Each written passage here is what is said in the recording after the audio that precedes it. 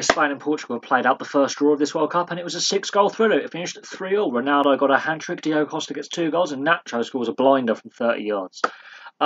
It wasn't necessarily the best game I've seen, in the sense that it was just pure end-to-end. Not at all.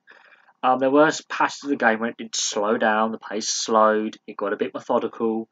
Spain's passing it around, Portugal passing it around. Both sides obviously have great technical ability. But here's the thing.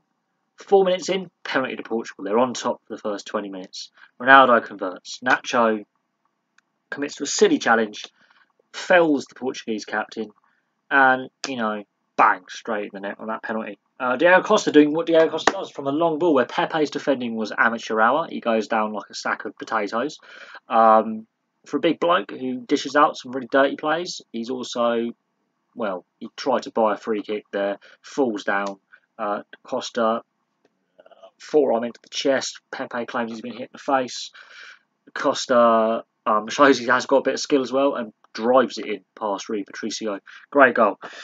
Ronaldo's second goal, De Gea would want that one back.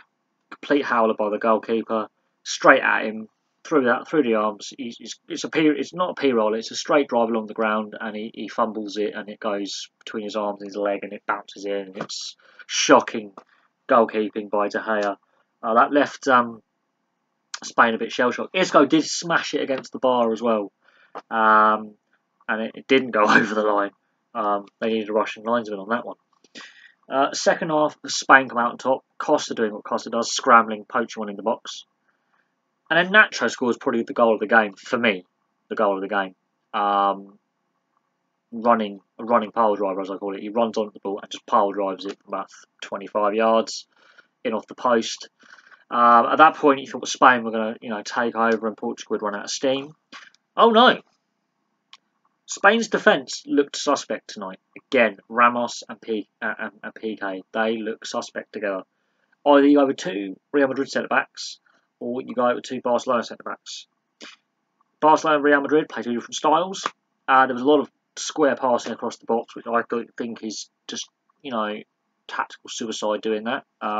But Ramos and Piqué like doing that. A lot of last-ditch tackles going in, which could have, been slightly, if they were slightly mistimed. That's a risk that they were taking a lot of risks unnecessarily when they were up 3-2. And they got punished because Piqué gives away yet another silly foul. Ronaldo, how he gets it over and round the wall, and De Gea just doesn't move.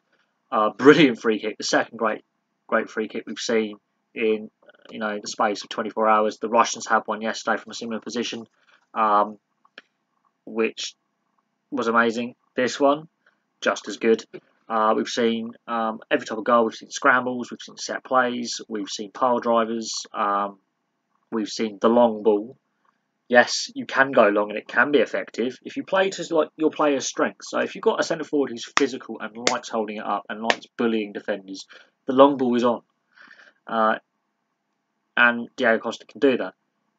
If you're playing on the counter-attack, Ronaldo and some of the other Portuguese players have a lot of pace, so they play to their strengths. And it worked.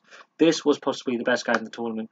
No, this is the best game of the tournament so far because both teams were in it. It was end-to-end. It wasn't necessarily the best game, as I said, because there were periods of play where Spain slowed it down and Portugal slowed it down. They were just a bit of aimless passing at times. And sometimes I find that annoying. When it's just aimless passing for passing's sake. The Spanish do that very well, and it's inane at times and a bit boring. And it sometimes, I think, makes the opposition just jog around and get tired. But you've got to do something with it. And the amount of possession Spain had, they should have done more with the ball. They were on top of being in the second half, and they could have blown Portugal away. And they sat back a little bit with their passing. They became a little bit more methodical with their passing, a bit less pace to it, and Portugal could recover. They can touch Mother Earth. I think the injection of charisma worked for Portugal. He had a couple of mazy runs and a couple of good chances. And Isco smashing the bar. I mean, Isco had a very, very good game as well. Unfortunately, not to be on the winning side in this one. And all in all, with Iran nicking that cheeky win earlier, that really does throw this group very open. Because I can see Morocco wanting to bounce back. Portugal drew all 3 group games in the Euros 2 years ago and went on to win the tournament. This group could be decided on goal difference, points, draws. Spain did not look immortal. They looked very human in defence. Defensively, they look frail. That's my personal opinion. They were giving away a lot of fouls that were needless. They were found flat-footed at times, and some of the risks they were taking when they were in the lead and should have been controlling the game. They were 3-2 up. They were taking a lot of risks, especially with like Ronaldo and Quaresma poaching around. You don't want to do that. And they got punished for it with the third goal. Anyway, thank you very much for watching. Please like and subscribe. Place your comments below, and I'll have some more videos for you soon. And also, I hope this isn't the best game of the tournament, because if that is the best game of the tournament, the rest of the tournament's going to be dull. If other games can equal or better that, then we're going to have an amazing summer of football ahead of us. Anyway, I'll see you soon.